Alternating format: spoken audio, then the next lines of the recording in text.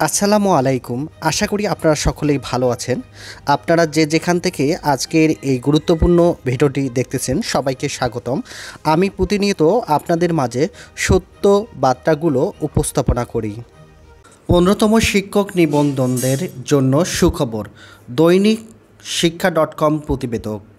সপ্তম 10 শিক্ষক নিবন্ধন পরীক্ষায় উত্তীর্ণ হওয়া বয়সের বাধায় যারা গণবিজ্ঞপ্তিতে আবেদন করতে পারেননি তাদের দাবি প্রেক্ষিতে শিক্ষা মন্ত্রণালয় সুপারিশপত্র পাঠাচ্ছে বেসরকারি শিক্ষক নিবন্ধন ও প্রত্যয়ন কর্তৃপক্ষ এনটিআরসি। গতকাল বৃহস্পতিবার দৈনিক আমাদের বার্তা এক প্রশ্নের জবাবে বেসরকারি শিক্ষক এনটিআরসির সচিব ওবায়দুল রহমান এসব কথা জানান।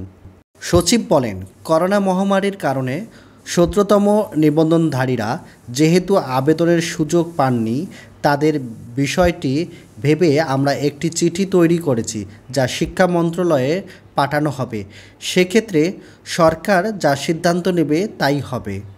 উল্লেখ্য, এর আগে অত্যন্ত একটিবার গণবিজ্ঞপ্তিতে আবেদনের সুযোগের দাবিতে বহুবার জাতীয় প্রেস ক্লাব ও এনটিআরসির কার্যালয়ের সামনে মানববন্ধন করেন 17তম নিবন্ধিত ও 35 ঊর্ধ্বরা।